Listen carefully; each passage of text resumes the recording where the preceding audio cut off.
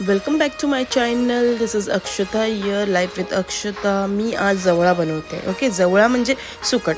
एक पॅन घेतला आहे, पॅनमध्ये तेल घातलेलं आहे. तेल मी बघा ऑलिव्ह ऑइल यूज केलेलं, तुम्ही कुठलंसुद्धा यूज करू शकता. तेलामध्ये जिरं घातलेलं आहे आणि कोथिंबीर घातली आहे, कारण की ते एक प्रकारचा वास असतो जवळाला, ते जायला. त्याच्यानंतर कांदा घातला आहे, त्याच्यामध्ये मीठ घातलं आहे, कारण की कांदा बघा मौसूर शिजायसाठी. त्याच्यानंतर मी एक पॅनमध्ये पाणी घेतलं आणि जवळा टाकलेला आहे, कारण की ते चांगलं साफ करायला. आणि कांद्याला पिंकिश होईपर्यंत परतून घ्यायचं. त्याच्यानंतर टमॅटो घालायचा, एक मोठा टमॅटो घातला तरी चालेल.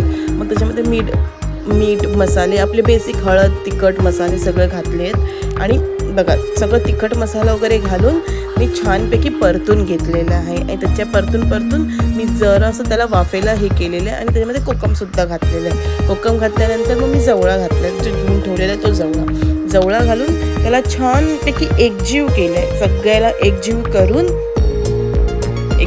त्याच्यानंतर मग मी त्याला आहे ना वाफेला बंद करून ठेवलेलं आहे, कारण की ते वाफेला बंद केलं तर त्याच्यामध्ये आपल्याला पाणी घालायची गरज नाही, अजिबात गरज नाही लागत. म्हणून मी वाफेला बंद करून ठेवलेलं आहे. वाफ घेतली, एक वाफ काढल्यावरती बघा किती सुंदर दिसतं. बघा कोथिंबीर घातलेली आहे, त्याच्याने गार्निशिंग केली, किती यम दिसतं आहे ना. Ready to serve. Do like and share my channel. Thank you.